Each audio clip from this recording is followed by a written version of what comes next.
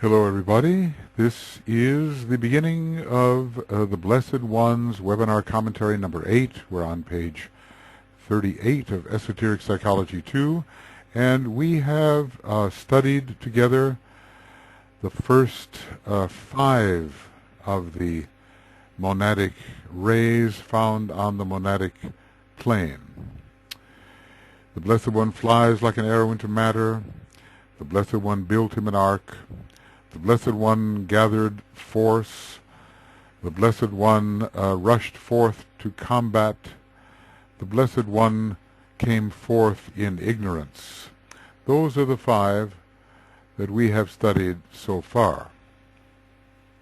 Now we go to number 6. These are all very important in terms of what we might call monadic psychology, looking for the motive that is very deeply within us, the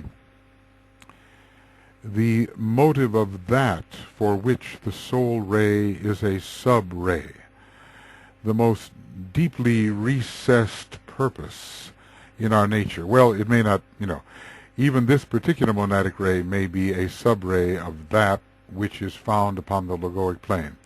This is my present theory and has to do with the release of the volatile essence, the essence of the monad, into one of the 3 persons of the logoic trinity, and finding the place of the monad within that trinity, and not within one of the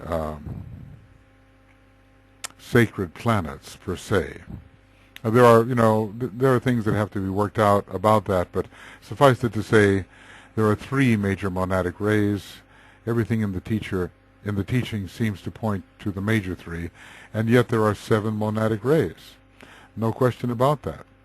They do exist on the monadic plane, and DK frequently references the 7 monadic rays, and the charts show on the monadic plane the 7 triangles, or on page 39 of Letters on Occult Meditation, the 7 circles are referenced, 7 monadic circles. So there's no question there are 7 monads, but yet there are 3. In a way, 10 altogether, 3 major and 7 minor, and each one of the major 3, I hypothesize, has one of the 7 types of rays as the sub-ray. So the way the monad manifests on the monadic plane, I presume to be a kind of a sub-ray manifestation of something that really is permanent and does not change throughout the eon. Whether or not the monadic rays on the monadic plane can change, that is another matter, and to be determined. So here we are with the ray 6 monad, also working out through the jewel in the lotus, which sends forth the soul ray, having gathered it, I suppose, from the monastic permanent atom, and from the ray coloring of the monastic permanent atom. Although it's very interesting that, the jewel in the lotus is said to shine with the color of the monadic ray. So, and which monadic ray I don't know. It might be the monadic ray on the monadic plane, or it can be something even more remote as found on the logoic plane, but the monadic coloring is there, and yet it is the center. This jewel in the lotus is the center of the egoic lotus, and is involved, I suppose, in sending forth the soul ray. I don't see how necessarily any of the petals are involved in that. I would say the monastic permanent atom is, however, involved in that. And let's see from the chart. Just the monastic permanent atom. There are only three lines going forth, and they look like they probably touch these green points. This is the chart, as you know, it's a chart found in Cosmic Fire and colored significantly by Keith Bailey, so he revealed quite a bit here. But the question is, do we have this monastic permanent atom in any way touching the central core? I'm not sure we can say we do. In any case, this monastic permanent atom is the same ray, has the same ray as the soul ray. And somehow the ray of the monad is reflected in the jewel in the lotus. And yet when we think of where the core identity really resides, it resides in the jewel. So when the soul goes into incarnation, it is really the monad in extension which is coming through the jewel in the lotus and going into incarnation. The central identity resides there, within the jewel in the lotus. That is the open door. And the golden door, I suppose, are these three golden petals surrounding the central jewel. Well, anyway, a little bit of that is a theoretical recap of some of the things we discussed with the Ray 5 Blessed One. The Ray 5 Blessed One. I've already shown how the Blessed One really essentially is the monad. There is a kind of higher Blessed One and a lower Blessed One, and they're both really the same. The lower one being simply the extension of the higher without any change of identity. So here we go. Ray 6. And I think always I have to do is copy my little bracket here. Okay. The Blessed One caught the vision of the way and followed the way without discretion. Fury characterized his efforts. The way led down into the world of dual life. Between the pairs of opposites he took his stand, and as he swung pendent between them, fleeting glimpses of the goal shone forth. He swung in mid-heaven. He sought to swing into that radiant place of light where stood the door upon the higher way, but ever he swung between the pairs of opposites. He spoke at last within himself. I cannot seem to find the way. I tried this way and tread with force that way, and always with the keenest wish. I try always. What shall I do to find the way? A cry went forth. It seemed to come from deep within his heart. Tread thou, O pilgrim, on the way of sensuous life, the middle lighted way. It passes straight between the dual worlds. Find thou that narrow middle way. It leads you to your goal. Seek that perceptive steadiness which leads to proved endurance. Adherence to the chosen way and ignoring of the pairs of opposites will bring this Blessed One upon the lighted way into the joy of proved success. Well, there's so much there, and let us see what we can see. The Blessed One coming forth from the greater Blessed One, i.e., from his monadic nature on the monadic plane, caught the vision of the way, and notice how it's capitalized. This is the way down. This is the way, down into incarnated life, and yet it is capitalized because in many or maybe all instances it has to be followed on the way of return, which is the way of higher evolution. So the capitalization of the way seems interesting to me. You would wonder why it should be capitalized and therefore emphasized when we're dealing with a way down into matter as you leave the monadic plane on the involutionary, in an involutionary process, let us say. Of course, that involutionary process is occurring really through the second outpouring, not through the first so much. The first simply prepares matter, but the second builds the form and takes to itself the permanent atoms in the triadal area, and the lower permanent atoms as well. Yeah, and that's the question. If we have the in-metallization of the monad, it must be based upon some permanent atom. If we have the in-vegetalization of the monad, it must also be based upon some permanent atom as the foundational building structure.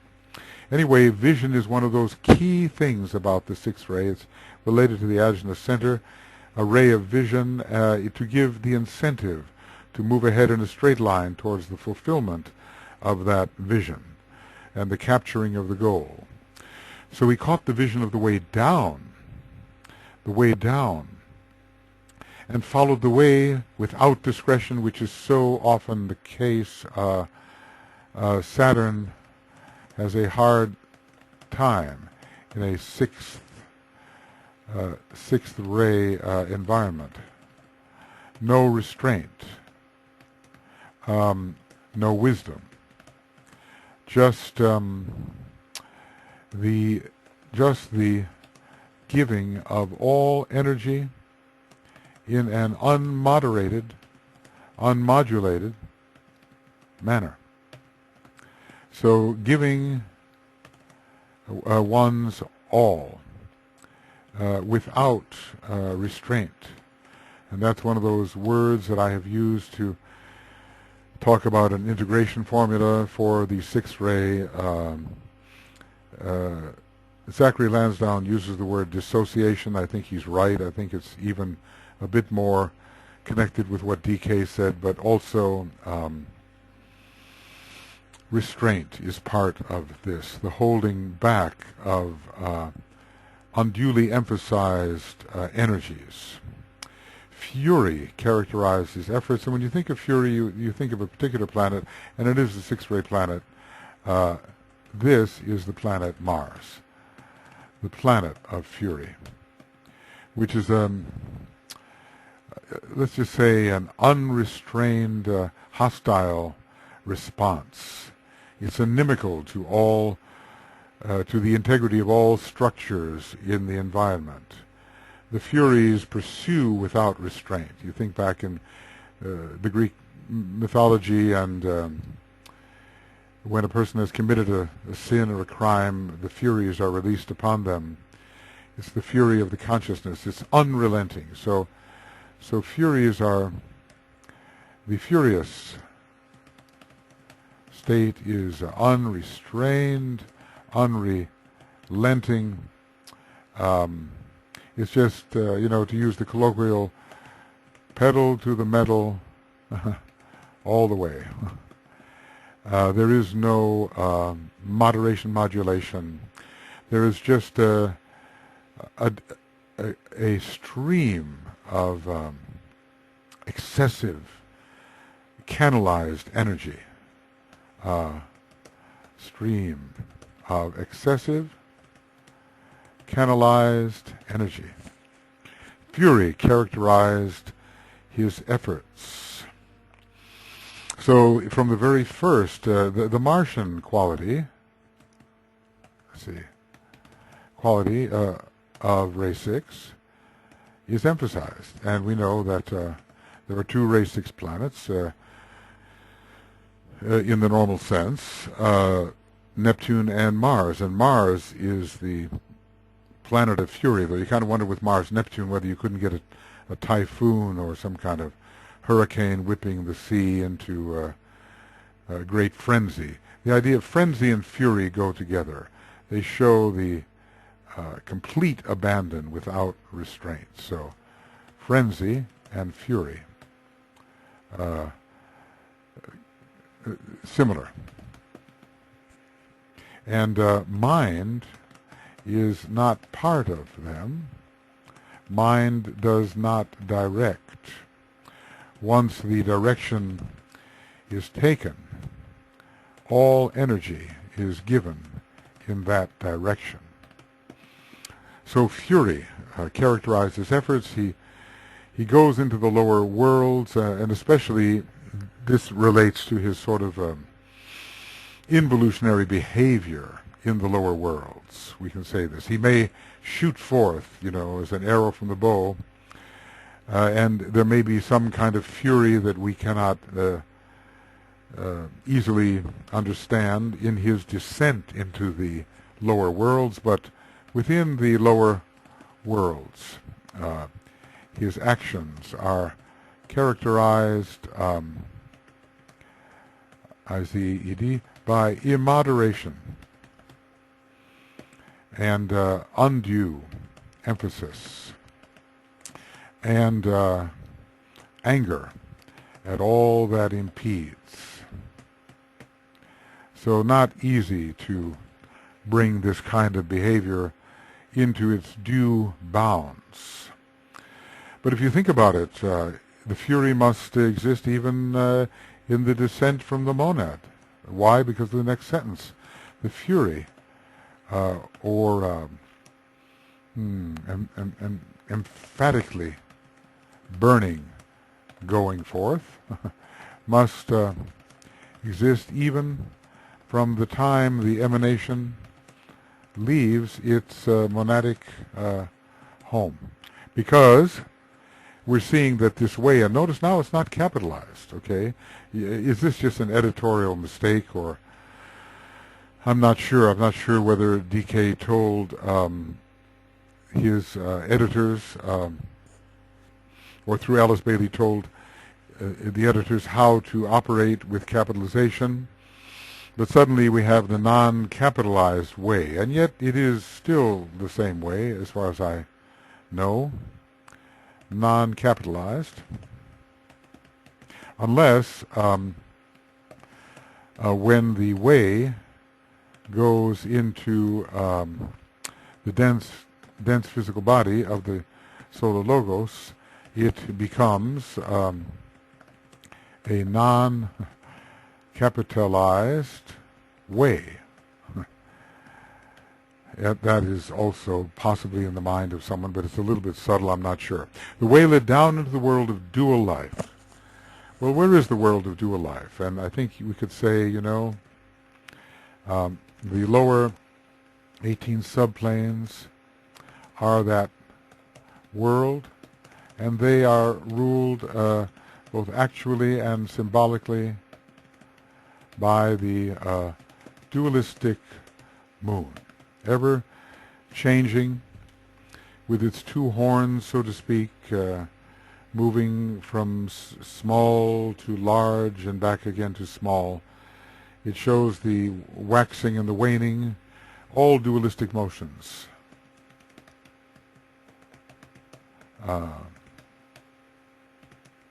Dualistic motions are found in the appearance of the moon during its cycle.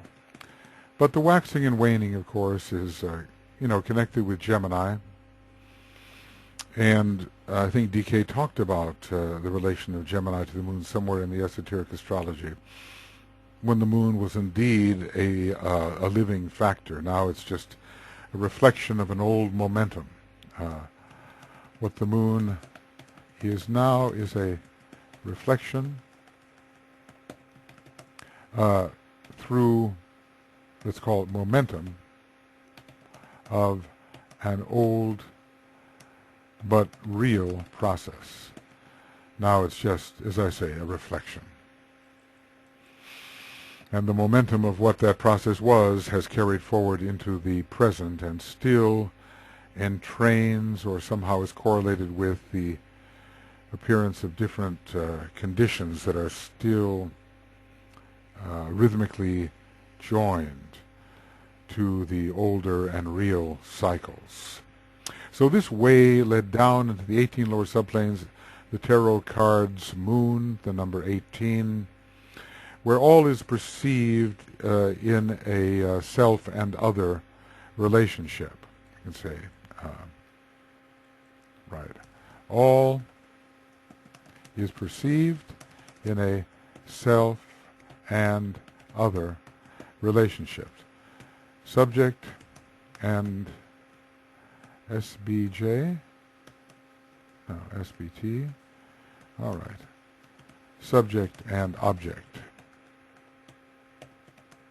relationship. In other words, we're not entering the sense of unitive consciousness in these lower 18 subplanes unless we have made contact with a field in which that unity prevails. If we actually are here within the lower 18 subplanes and we make contact with that higher field, something of its vibration descends into these lower subplanes and allows us to perceive all within unity, but usually we have a dualistic world here, waxing and waning, being born and dying, coming and going, up and down, here and there, back and forth. Everything here is conceived of in terms of opposites, the positive and the negative. So down into the world of dual life the monad goes, and between the pairs of opposites he took his stand. And we might say that this is, how should we say it, between a spirit and matter, but not yet a conscious soul, took his stand. I'm going to make sure that my Skype does not interrupt. Okay. So usually the soul and personality are considered to be the two. I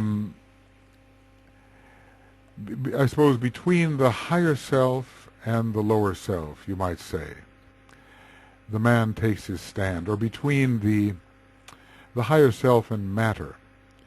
Let's just say he is torn in two directions.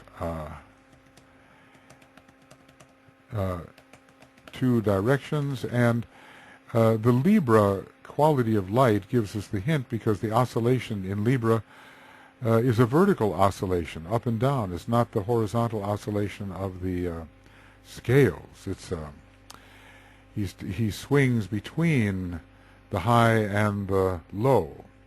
And I think we have something similar here. Pulled in two directions, one upward and one downward, he takes his place between the opposing forces, we can say. So he takes his place between the opposing forces, which are the pairs of opposites. Of course, in the beginning, he is not, he has intelligence, which means he is not matter. He has self-consciousness. So there is, let's put it this way, between material unconsciousness,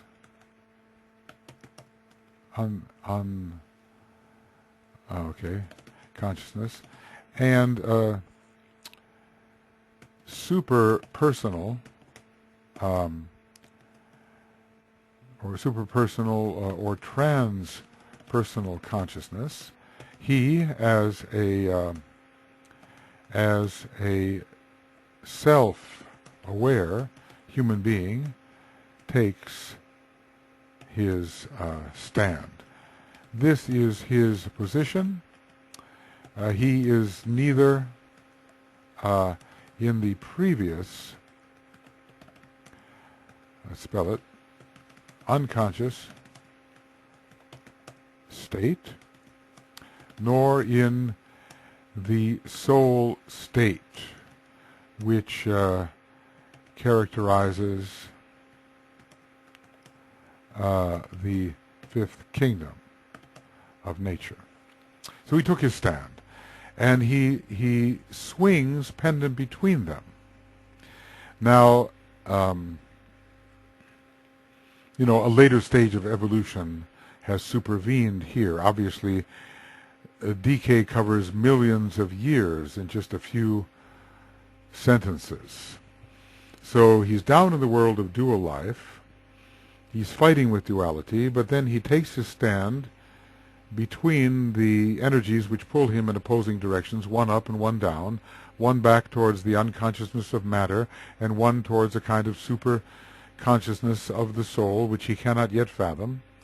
And he's swinging between these, drawn down, drawn up, drawn up, drawn down. A bit like the bungee jumping, you know. After the initial leap, which is towards the earth, there is a upward pull, and then a downward pull, and then an upward pull yet again. The analogy is not perfect, but you've probably seen that happening. So he is swinging pendent between these two counterpoles, which continue to exert. With bungee jumping, the upper pull does not continue to exert, gravity wins, but at this point there is a higher force which pulls him upward, and a lower force of matter which pulls him downward. And as he swings closer to the upper focus, he sees something. So always the vision again. As he swings closer to the upward focus, or the upwardly drawing power, he sees. What does he see? Just a glimpse of the goal. The goal, fleeting glimpses of the goal. Now, the real goal is on the way of higher evolution, and we would be speaking of monadic return.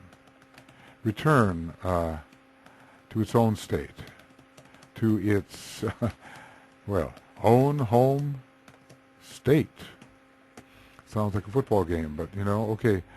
A return to the place from which it left. Long before, on its pilgrimage, when, with characteristic fury, it flew into the 5 worlds of human and superhuman evolution. So he swung in mid-heaven. And really, we can say that he has, it's like Middle Earth. He has not even found his way past the soul. But there is a vision of higher, of still higher.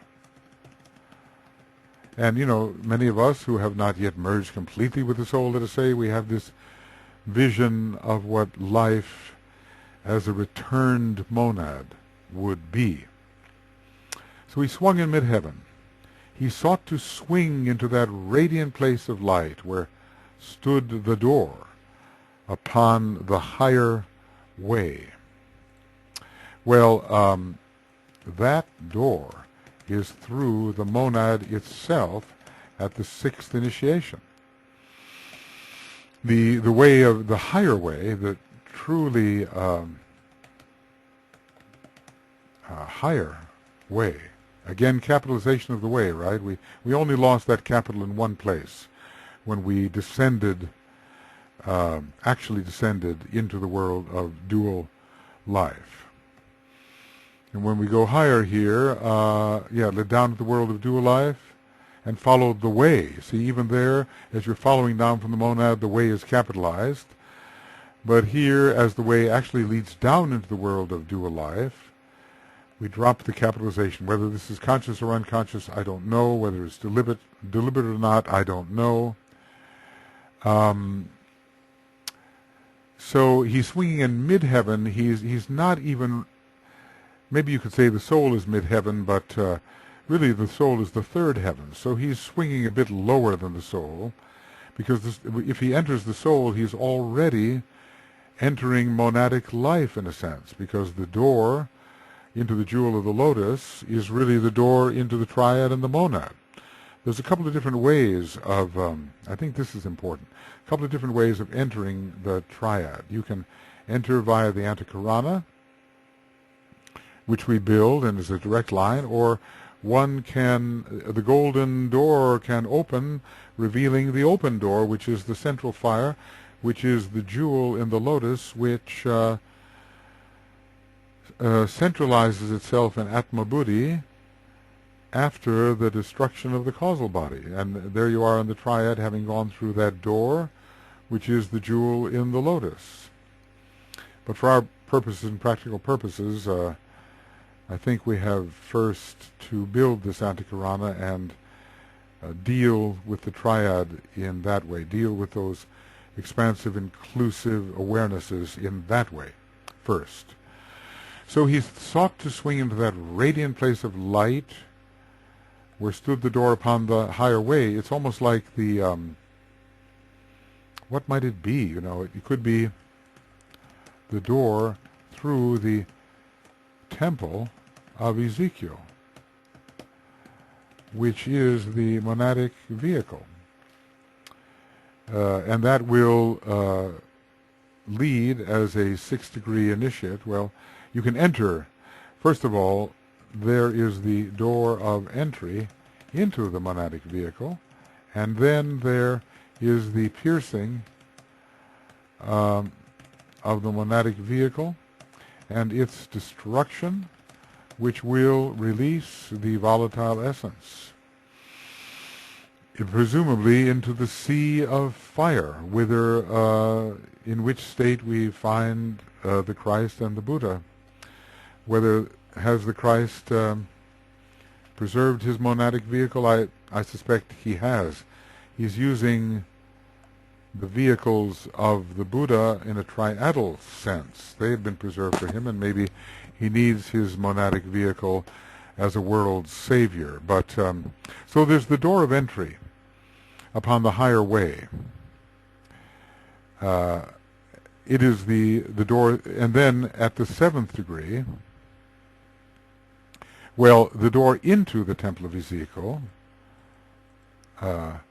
which is the monadic vehicle, and then there is another door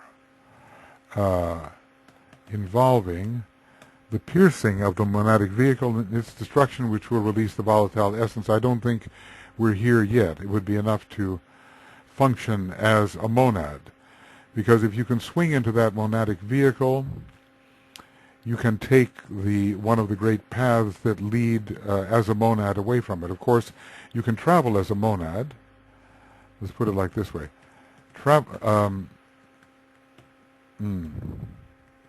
Traveling as a monad does not mean that you travel with your monadic vehicle, because the monadic vehicle pertains to the monadic plane, and your consciousness, your point of attention is taking you to other planes, and so one would have to leave that monadic vehicle behind. Whether one destroys it, I don't know, but eventually all temples must be destroyed, so at some point the temple of Ezekiel is destroyed, and but this would be after the 6th initiation. I presume, as we are approaching some of the higher initiations, maybe at the 7th, I don't know, unless there is a deliberate preservation of that vehicle.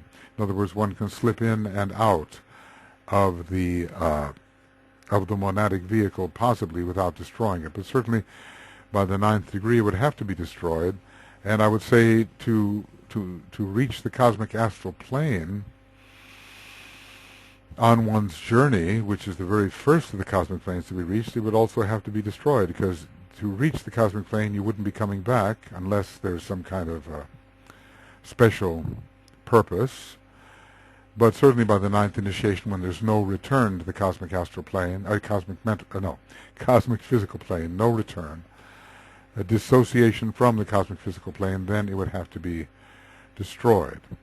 So there's this great aspiring effort to swing towards the way of higher evolution, whither the monad seeks to return, but always there is the backward pulling magnetism of the personality, or even of the soul, as far as that goes.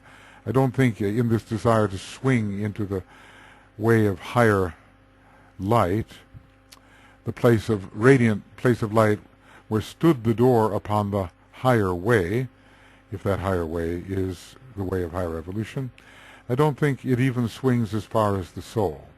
It's just a vision. And still one is pulled between the lower life, the personal life, and the soul life. Maybe by this time one is more a disciple. Well, he spoke at last within himself. So this is the period, let's call it, period of reorienting,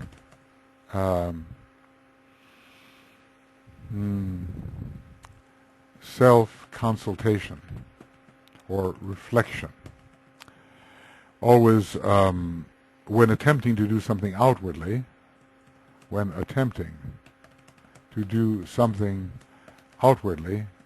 and not succeeding, there comes a moment of inwardness for regrouping, reorientation, inner consultation, inner consultation, and trying to find a new way, which is not just the reversal of the wheel, but it's a way to reach the monad. It's even farther than that. Of course, you have to go through the initial stages of the reversal of the wheel before it becomes possible even to think of the retraction of the monad into its own field. Cannot seem to find the way. This is the lostness again. The way really would lead to the higher life. He's reoriented. So the reoriented monad wishes to reach the higher life via the higher way, but the downward pulling of the lower pairs of opposites militates against this. And it's a bit like the fourth ray fighting between the pairs of opposites. These two rays have the same issue. As long as you identify with one or other of the pairs of opposites, you really can't find the way between. You cannot find the top of the triangle or the balancing, regulating force. So it's not this way, and it's not that way. I try this way, and tread with force that way, but notice how this and that, here we are still in the dual world of this and that. And always with the keenest wish, which is what is left of the fury, which he pursued his lower life, the remains of the fury, a very, very focused desire.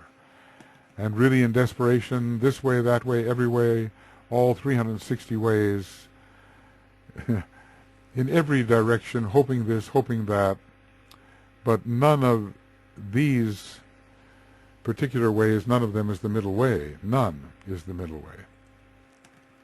None of all these ways is the middle way, and none is the, in a way, antichironic way.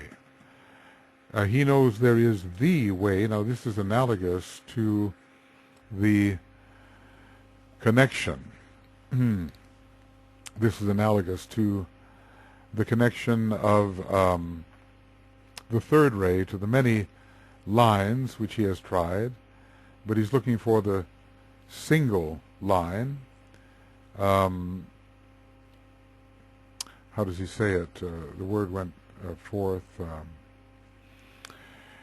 It's the third ray integration formula. Look up along the line. That's it. I remember now.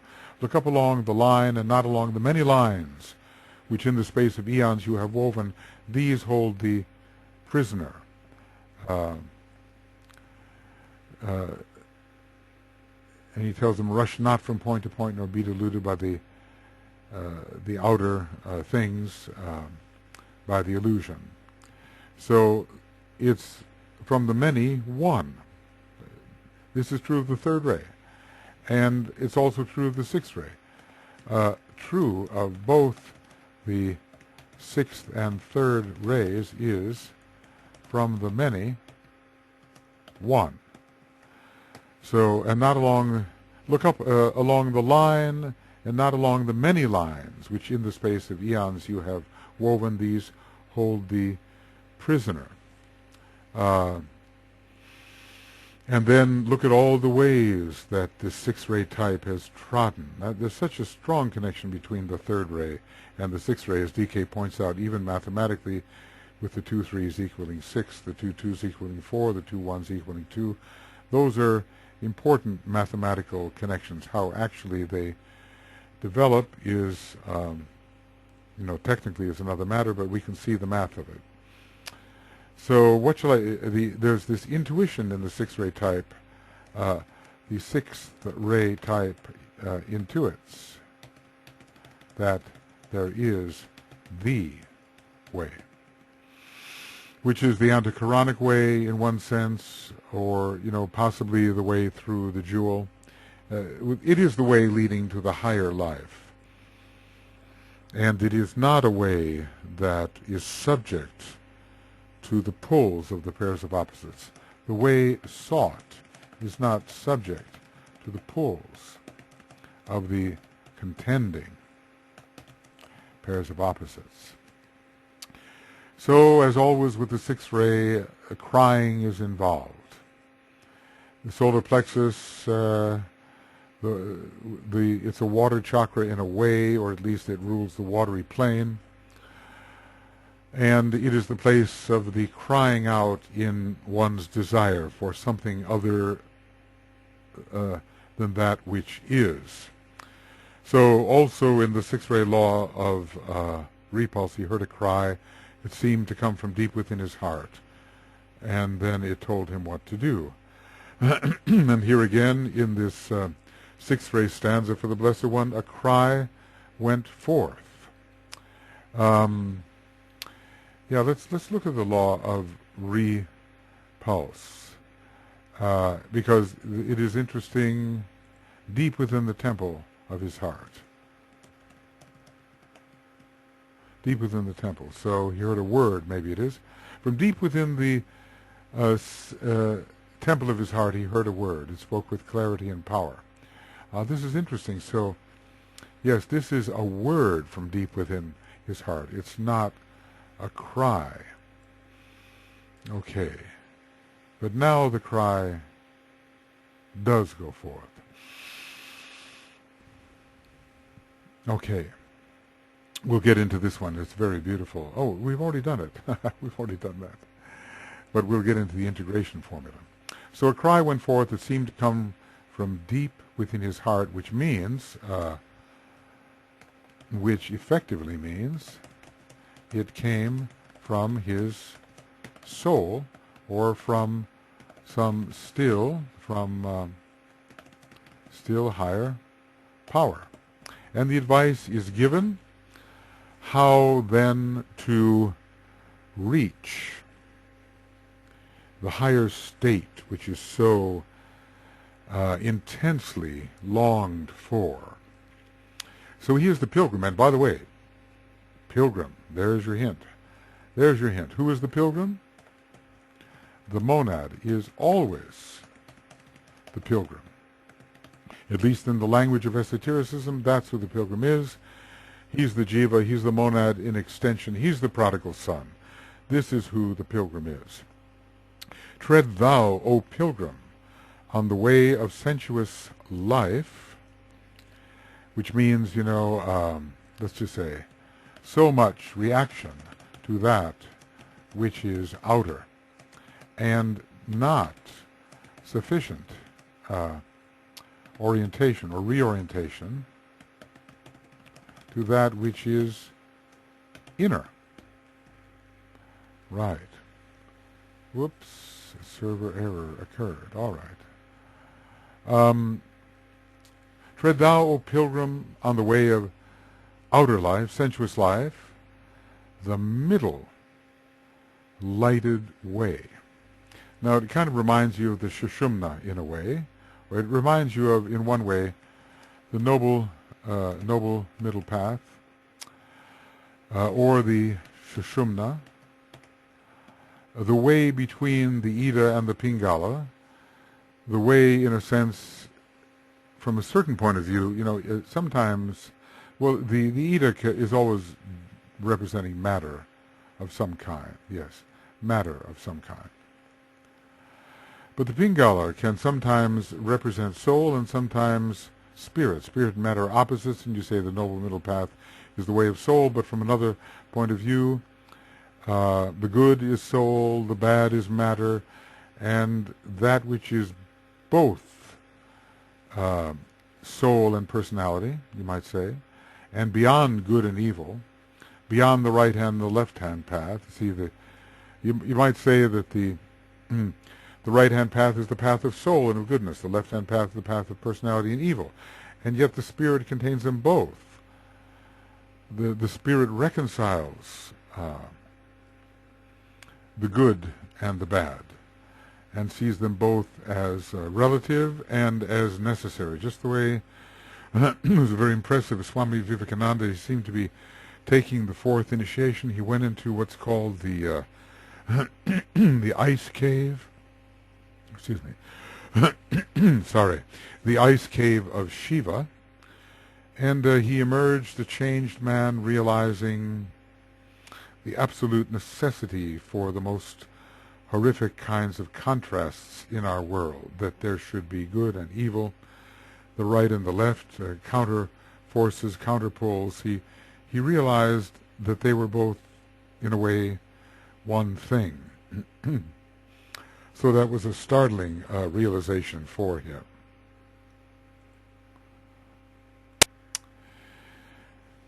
So he is to disengage from all of his outer orientation and tread the middle way, which passes straight between the dual worlds. It is on its way to synthesis, we might say, on its way to oneness, which is of the monad, who is the one, the monad, the one, as we have so often read.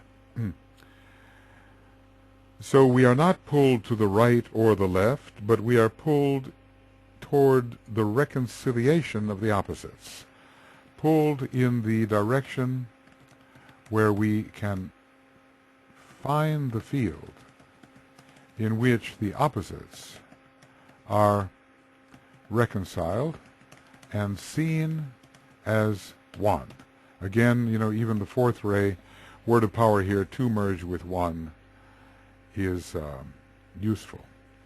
Also, the highest light controls, which is the light of the monad, in a way, and that highest light is on the sixth plane, and now we have the sixth ray monad here, and the sixth ray involved. So instead of running in every direction, off on errant quests, instead of running in every direction, off on errant quests, there is the straight and narrow path. Straight, it means constrained. It's like the word straight, but it means held within and narrow. It has a different connotation than just S-T-R-A-I-G-H-T. Straightened circumstances are those which are under pressure and under confinement and under self-limitation. You're not allowed to wander off into the many. Now, both the third ray and the sixth ray, the third ray and the sixth ray, run the risk of wandering off into the many. And now the one alone must be pursued. Now sometimes you think, well, sixth ray, run not so straight. But there is a manyness in the straightness, in the straight running of the sixth ray. He runs straight in this direction, he runs straight in that direction, in that direction. He runs straight in many directions. And so must find simply the balanced path, and I suppose the Sushumna represents the truly balanced path between the pairs of opposites. Some might call it at times a golden soul path, and others might call it later a royal road to spirit. Maybe both are true. As I say, the Pingala seems to change its its function, either representing spirit completely or representing soul with spirit in the center. Find thou, which an act of perception is required, an act of perception required. Find thou that narrow middle way. It doesn't allow you to deviate. One must concentrate to stay on this way, this path, and there is not much latitude for variation. You are not allowed to step off this balanced narrow path.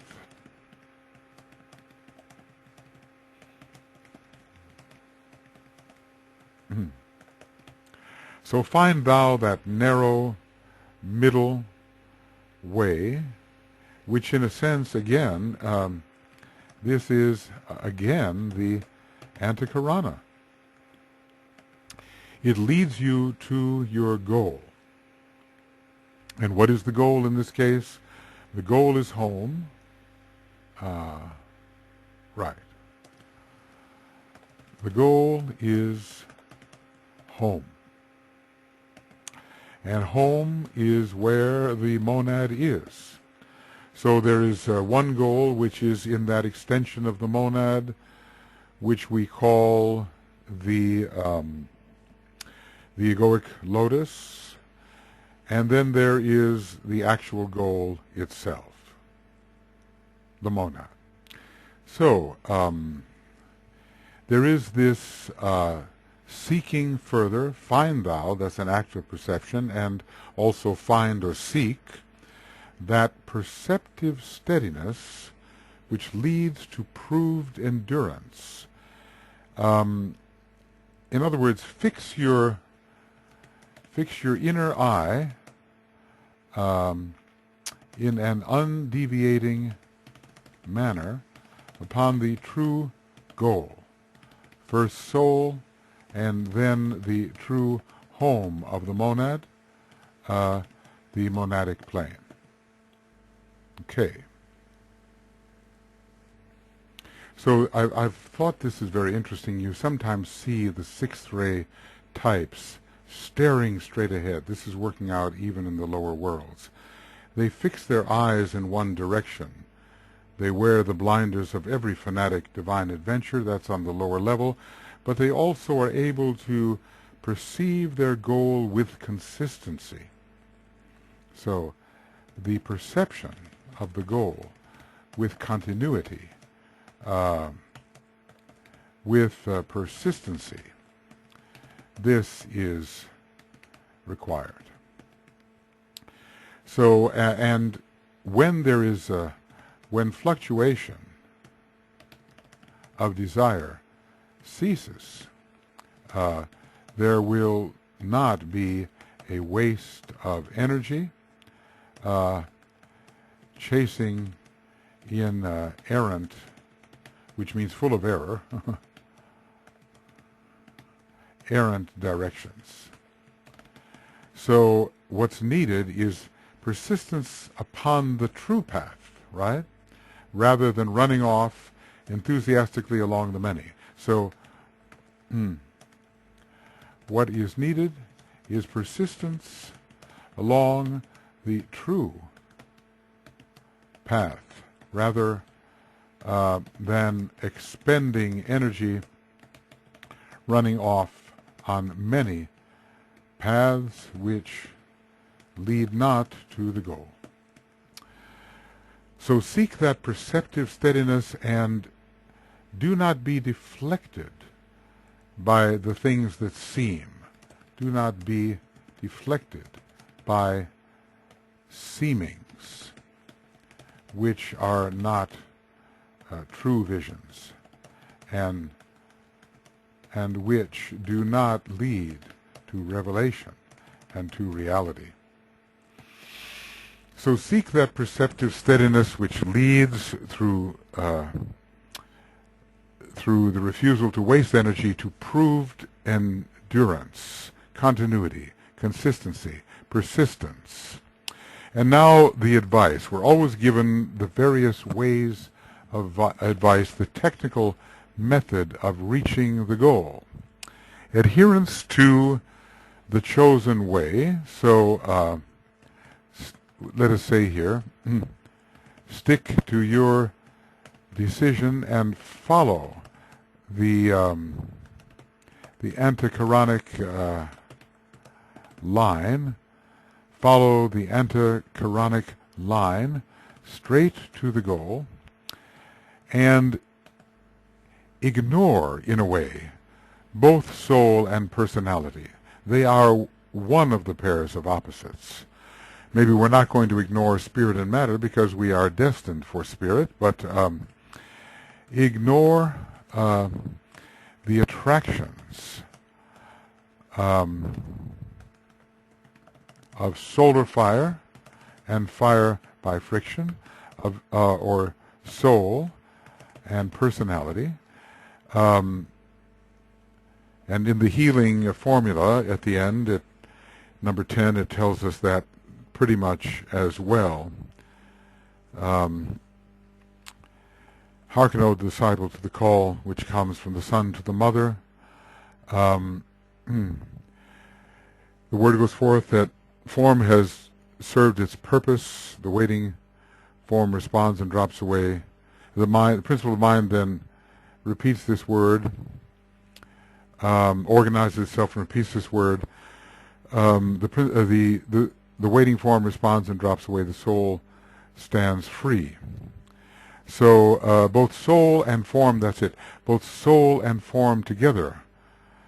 Both soul and form together must renounce the principle of life and thus permit the monad to stand free. That's the one I was looking for. Both soul and form together must renounce the principle of life and thus permit the monad to stand free. So that's what it means to pass along the path which is neither of the pairs of opposites. Along the path of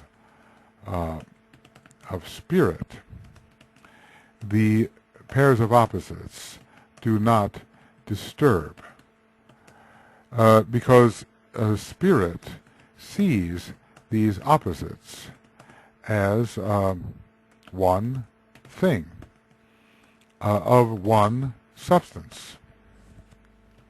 So we have to, instead of being suddenly and impulsively allured or attracted to an attractively seeming goal, which is not a real goal at all, more like a will-o'-the-wisp, and then changing direction and going straight towards, change and go straight, change and go straight, and ignoring of the pulls of solar fire and fire by friction and somehow understanding them as really one thing, because one is treading a path of synthesis. Doing this will bring this Blessed One upon the lighted way, and this is the case of the, let's call it the lighted way. This lighted way is the antikarana, into the joy of proved success. It was interesting, the third-rate type wanted to prove, how can I therefore demonstrate this fact, this truth?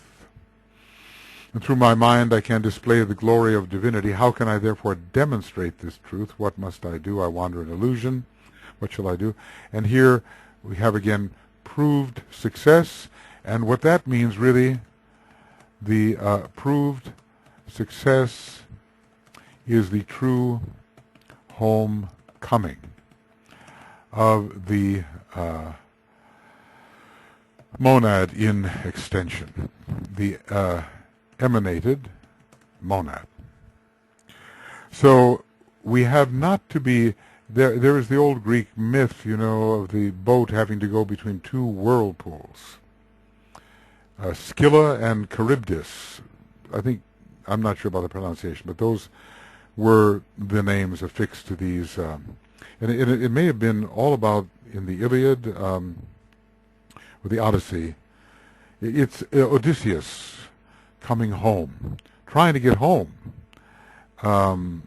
after venturing into the Trojan War and then seeking to return. But along the way, there are these attractions.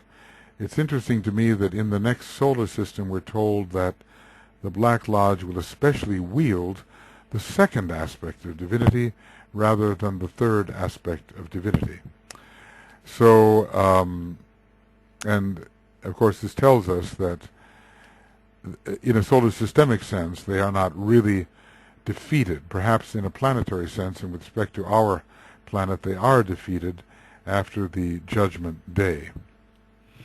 But they still have some life left in them, some desire to prevent the divine will of the solar logos from being completely manifested.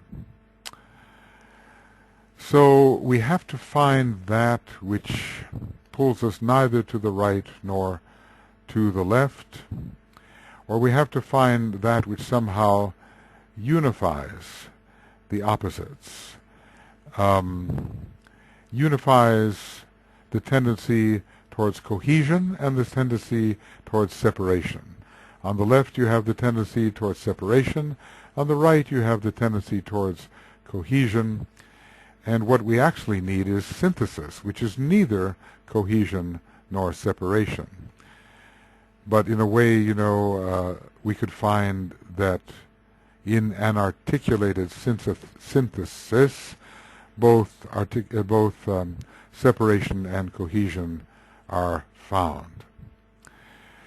Well, this is quite a stanza, and there are six-ray monads, and DK talks about them. They're going to have a difficult time, we're told, in the Aquarian age, which is ruled by the seventh ray, because every other ray other than the sixth can find a point of contact with the seventh ray. But this sixth ray, which is unregulated and unrhythmic and rejoices in the glamour of interference, when the seventh ray is the soul of appropriateness and politeness, we can see how these two energies will be problematic when together, and we can see why there is such turbulence at the present time. If we had a transition from one ray to a different ray and they were not the sixth and the seventh, we would not have the type of extreme conflict as we do when the sixth is giving way to the seventh, since these rays have not much in common. Some things in common, maybe. They really contribute to manifestation very well. The desire for manifestation, creating a sun of necessity, and the materializing power of the seventh ray, they can work together very well. And there comes a time, we're told, when the sixth ray types work repeatedly through seventh ray personalities, probably to give them a certain grounding. So let me now then read the integration formula, not integration formula, but the Blessed One formula for ray 6, which I assume to be the sixth ray monad, never a major monadic ray, but still a sixth ray monad, and he talks about those whose monad are on the sixth ray, and he talks about it especially, I think, in the Destiny of the Nations. The Blessed One caught the vision of the way and followed the way without discretion. Fury characterized his efforts. The way led down into the world of dual life. Between the pairs of opposites he took his stand, and as he swung pendent between them, Fleeting glimpses of the goal shone forth. He swung in mid-heaven. He sought to swing into that radiant place of light which stood the door, where stood the door upon the higher way, but ever he swung between the pairs of opposites. He spoke at last within himself. I cannot seem to find the way. I try this way, and tread with force that way, and always with the keenest wish. I try all ways. What shall I do to find the way? A cry went forth. It seemed to come from deep within his heart. Tread thou, O pilgrim, on the way of sensuous life, the middle lighted way. It passes straight between the dual worlds. Find thou that narrow middle way. It leads you to your goal. Seek that perceptive steadiness which leads to proved endurance. Adherence to the chosen way and ignoring of the pairs of opposites will bring this Blessed One upon the lighted way into the joy of proved success. So there is the way. Before leaving the monadic home, a vision of the pilgrimage appears, and the way down, and of course the sixth ray is always in a hurry. Something about the impulsiveness of Mars. That type of monad is, it may be Neptunian in a way, but it's, Neptune is really a second ray monad and is connected very much, I think, with the monadic possibilities of the logoic plane. But anyway, there is no restraint in the following of this way. There's a rush, a hurry to run straight to the goal which is seen, the downward goal, and there is no wisdom in it. And so I suppose very much like the first ray type, there's a lot of damage done in the descent because fury characterized his efforts to descend. Down unto the lower 18 subplanes this way leads, and even into the egoic lotus, but we can't call the world of the egoic lotus too much a dual world, that because it's a solar world in a sense. But the 18 subplanes are always dealing with contradictions, opposites, and warfare. So he's pretty much in the 18 lower subplanes, and he takes his stand between that which pulls into matter and unconsciousness and that which pulls towards transpersonality. He is, this takes a long time before he can do this. And he's swinging in mid-heaven between them, but even though he's still between the soul and the personality, or between, let us say, soul and, between the solar lords and the lunar lords, let's say that, because the lunar lords are really unconscious. He sees far, far ahead, because that is the nature of the sixth ray, to want, shoot for the moon, as it were, shoot beyond any possibility of achievement, see a distant vision and goal. At least it orients him, the homing instinct towards the home of the monad. These are just glimpses, but still he's swinging in mid-heaven between soul and personality. He has not yet really achieved soul consciousness. And the backward draw is always pulling upon him.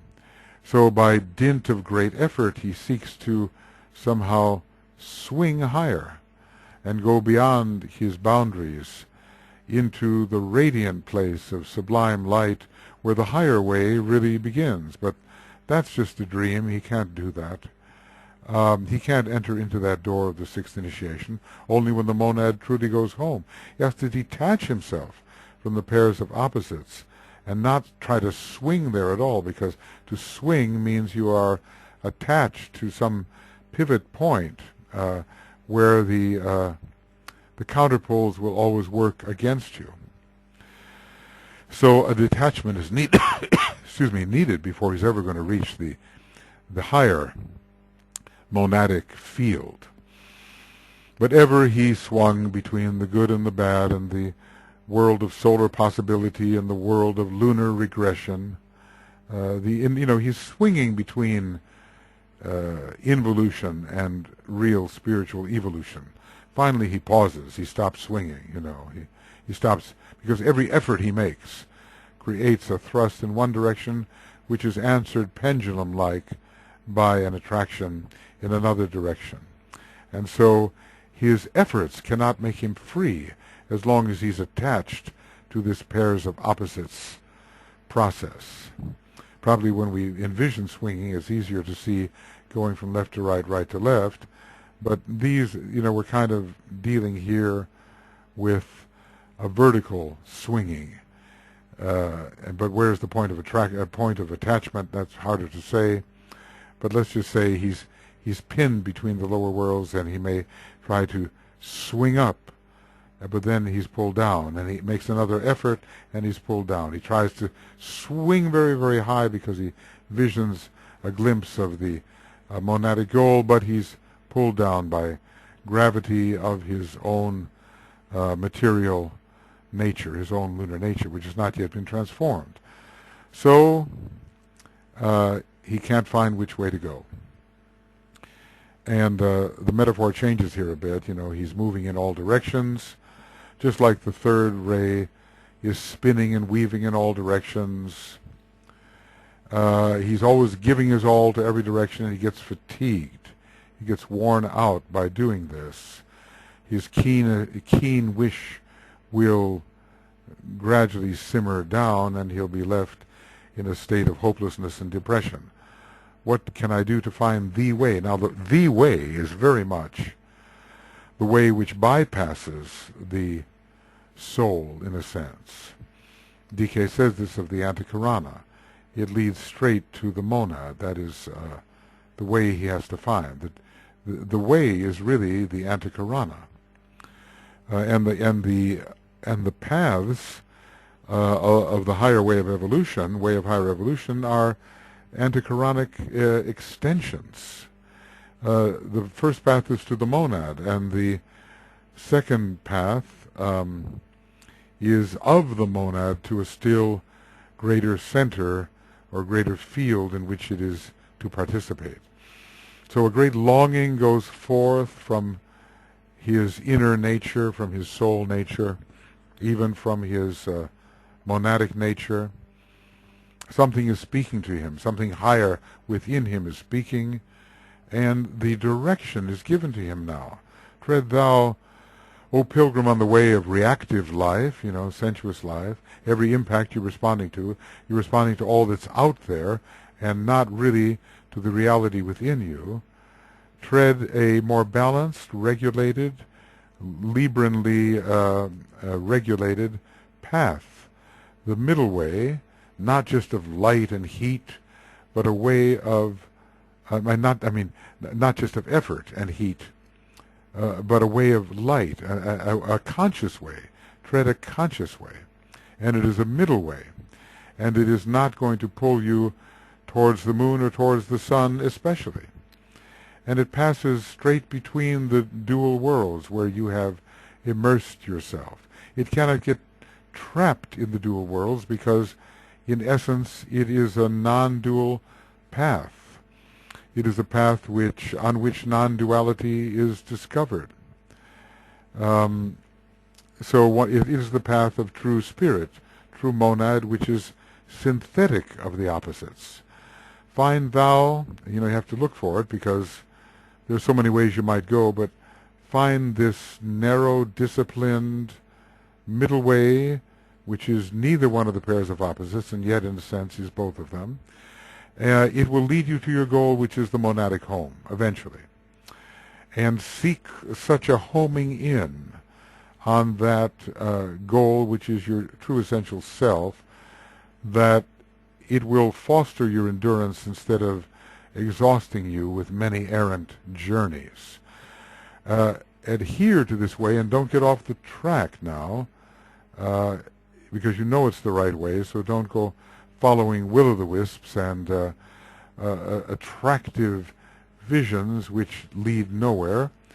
But you're homing in now, so with the vision and with the sense of smell, stay with the way you have found, the way that you have discriminated among the many, many ways.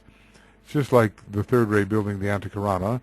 Look up along the line and not along the many lines which in the space of eons you have woven. So follow the chosen way and not the many, many ways which you have found attractive in the past. And ignore the sun and the moon in this sense. Ignore that which is binding and coherent. Ignore that which is fragmenting and separative. And find the lighted way which leads to ever-intensifying light, where the highest light controls in the sixth ray monad, and prove through your homecoming your success and experience the joy of that reunion, that joy of that monadic retraction.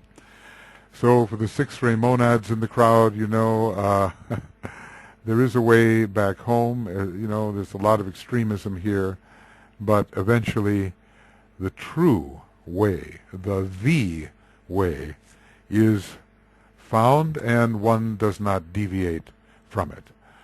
Okay, friends, I seem to be running over by about 15 minutes as I do this, but that's the way it goes. And now we can say that this is the end of the Blessed One webinar commentaries, page, I guess it's page 38. And the beginning of Blessed One webinar commentaries, page 39 of Esoteric Psychology, Volume 2. And the same is true for this space, EP2. So, hopefully all is still recording as it should, and this will go to you, and we will come in, I don't know if still tonight, but at least maybe by tomorrow morning we'll do Ray 7, who sought the pathways into form, yet held to the hand of the magician. Then we have some brief evolutionary epitomizations, aphorisms, descriptors, summarizing the whole process. It pretty much seems like involution and then return to soul, but if we interpret it in a more extended sense, we'll find the return to the monad, where one becomes truly the beatific one. One is the Blessed One in the monadic state, in the self-realized monadic state where one knows oneself, though an emanation, to be the One. The One. Okay, we'll see you later. Bye-bye.